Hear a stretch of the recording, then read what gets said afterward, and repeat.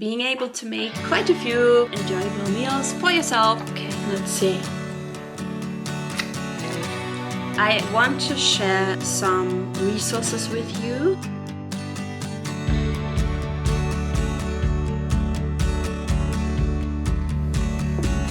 Eris, you're in the wrong spot. You're gonna sit here? Alright. Okay, hello everybody and welcome back to my channel. If you're new here, my name is Melanie Josephine and today I will share with you how you can go from zero, no skills in cooking, to being a really good cook, or at least knowing a lot about cooking and being able to make quite a few enjoyable meals for yourself or your family, friends, whatever you want to. So let's begin. I think cooking is something that a lot of people overestimate. It is not as difficult as it may seem. So let's begin with my own story. Back in the day, my mom didn't teach me a lot of cooking. No offense to her. I don't know if I asked her. I think she wasn't the best cook herself. She has improved a lot since though. But basically the first time I came in touch with the topic of cooking for real is when of course, now he wants to go out. When I signed up to be an au pair in America, and once I found my family and I knew I was going to cook for the children, I thought, okay, let's begin. I just got a few recipes out and I tried various meals with my family, and that gave me some basic skills. And then, you know, being an au pair in America and also further on when I worked as a nanny, I found cooking for children fairly simple. I mean, I guess it depends who you work for, but in my case, it was mostly plain and fairly simple. And then the other thing with children is that usually you're on a schedule, you don't have a lot of time. You have to have the meal ready at a certain time, otherwise the children are not going to be happy. So it's not really an environment where you can relax and take your time with cooking. But then later on, as I changed from working from children to working with the elderly, that changed. I had a more relaxed environment, I had a bit more time for cooking, and the people who were going to eat my food weren't as critical. I found that children can often be very, very critical, which is fair enough. They're just saying what they think. But yeah, it wasn't really the space to flourish in getting better at cooking when I was a nanny. But then in elderly care, I over time gained a lot of skills, and some of my clients actually taught me some recipes as well, which was lovely. That's my progression and how I got better at cooking. Now, I want to share some resources with you that have been really valuable to me. First of all, BBC recipes. I find most of the time that when you Google a recipe you want to make and you take a recipe from BBC recipes, usually it is straightforward and tastes good at the end. At least that's been my experience. Can't say that for all the recipes. However, I would say that's a reliable resource to use. If you're German, I have also used Chef Koch a lot, but I haven't been using that so much now because I live in the UK and some of the ingredients that we have in Germany we don't have in the UK, or anyway, makes it a bit complicated. The other thing is, if you have friends that like cooking, you can get some tips from them. But also what's helped me a lot is that when I've been to dinner with friends and they made something that I thought was really enjoyable, I would ask them for the recipe. Now, if I could tell that what they made was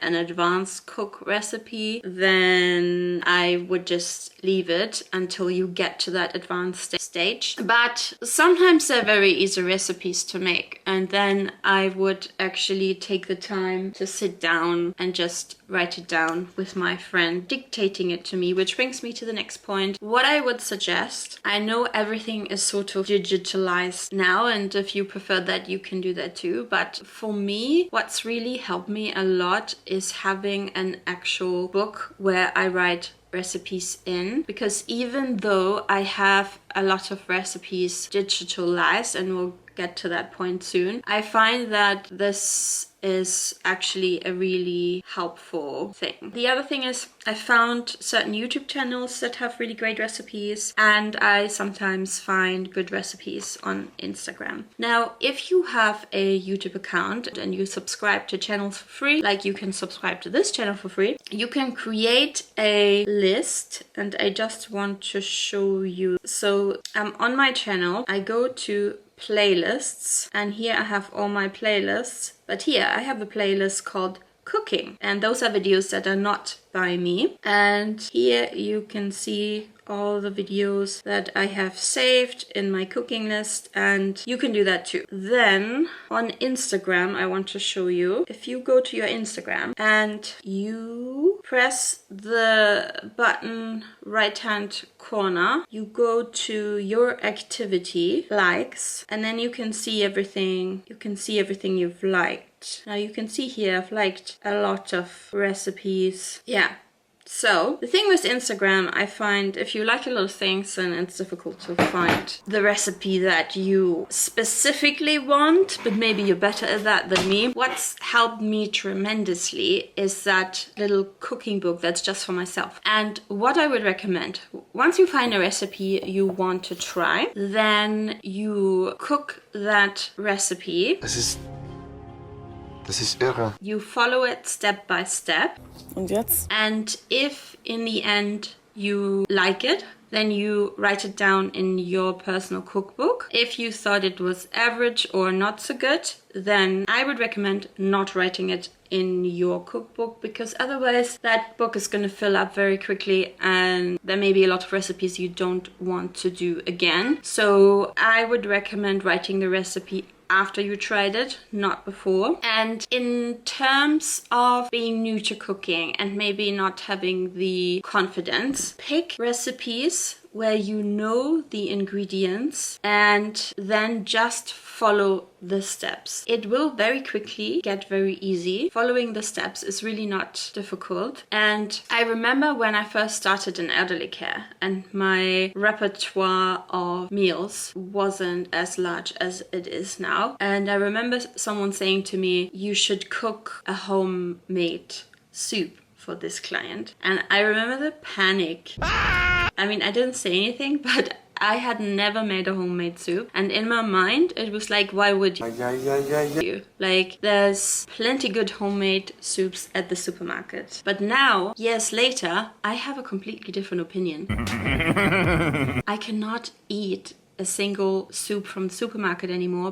Alter, was ist dein Problem? Because A, it doesn't taste as good as a homemade soup, and B, it is much healthier to eat homemade things, because when it comes to the companies who make ready meals, they're trying to make money of us. So they're not in the business of making it super healthy for us. They're in the business of making it look good, taste good, but not so sure about the nutrition. So soups are incredibly easy to make, is what I've learned in my career in care. And also this afternoon, I'm going to take you along to cook with me. Hello, we have moved to the kitchen.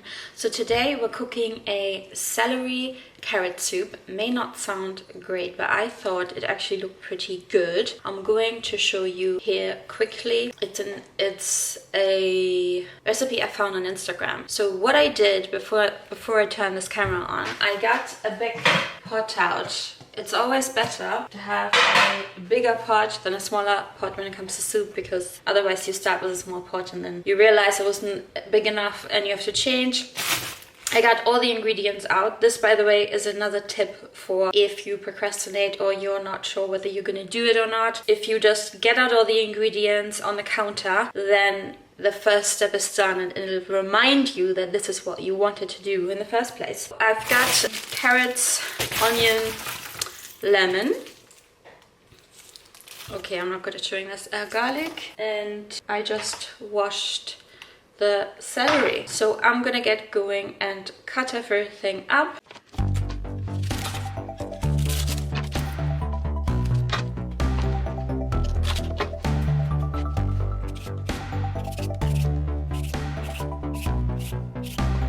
Hello again. So I've got all my ingredients in the pot cooking away. I'll show you in a minute. But as I was cutting things up and starting to cook, I had a few more tips for you guys come to mind. So if you cook a soup and you know it's going to be blended anyway, if the recipe says that they cut everything ultra small, you don't need to do that. I mean, the bigger the pieces, the longer it's gonna cook, but cutting things ultra small can take a long time. And if you're gonna whiz it up, blend it up at the end anyway, you don't need to do that. And then the other thing is, if you put a lid on the pot, then you can put the volume down, because this is more energy efficient. The other thing is, not everything that you see in recipes always has to be right, and also you can change it, although if you're a beginner you might not want to do it immediately. But for example, for this recipe I thought, should I add some potatoes? In the end I didn't, because this is the first time I'm making this recipe. But I was also thinking I could also blend everything up and then cut some potatoes. No, wait, which way around? No, this doesn't make any sense. I was gonna say that you could cut some potatoes and then the only thing you don't blend is the potatoes, but if they're in there, then you don't want to fish them all out. Was laberst du? Was laberst du eigentlich? What you could do though is put 2 whole potatoes in there, cook them up, take them out, cut them up, and then put them back, like blend everything else but put those back in, because then they don't change the overall taste. They're just in there in pieces. That was all. Now let me show you. This is the end result cooking away. I think it's another 5-10 minutes, and then I can add the lemon and then I can whisk everything up. So I just whisked it all up and put the lemon in there. It's much darker than it comes across on the camera. I only put half a lemon in because it felt like a whole lemon is a bit much. And okay, let's see.